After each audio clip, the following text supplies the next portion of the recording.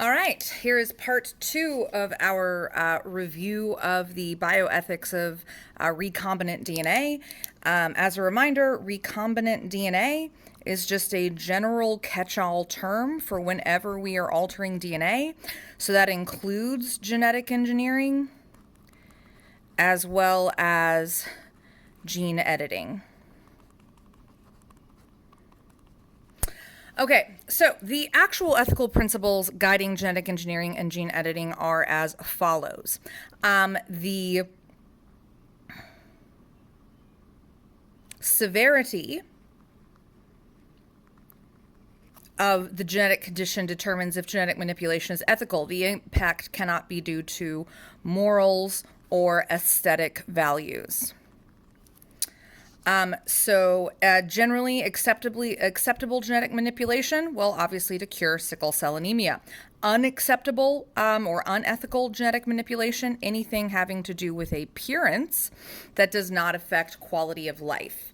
The second principle, if we genetically engineer germline cells, well, then those alterations could be passed on for generations. Also, those cells can't give consent. Therefore, gene editing and genetic engineering of a human embryos is illegal everywhere in the world.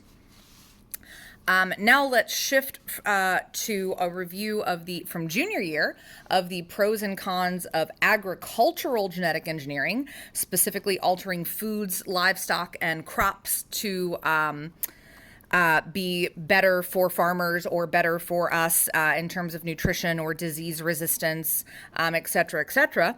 So when surveyed, people express the most distrust of genetically modified foods, which is crazy. The following are true statements about GMO crops. Let's determine if there are pros or cons. GMO crops have been used to improve hardiness. Hardiness just means resistance to disease, pests, weather events. So basically, a hardy crop is less likely to die. So, is that a good thing?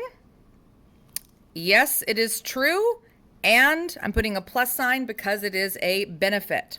When you only grow GMO crops, it decreases the genetic diversity of the crops. That is also true, and that is an environmental negative.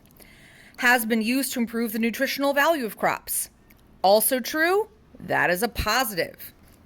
GMO crops can cross-pollinate with native crops near the crop planting, decreasing the genetic diversity of native species. Also true, and that's bad, bad, bad, bad. False statements about GMOs are that they are harmful to human health. We have absolutely no evidence of that. Per the American Cancer Society, the people who probably know the most about cancer. And that's it. All right. Done with this review. Not with everything. God, that's going to feel nice when we're done with everything. Okay, bye.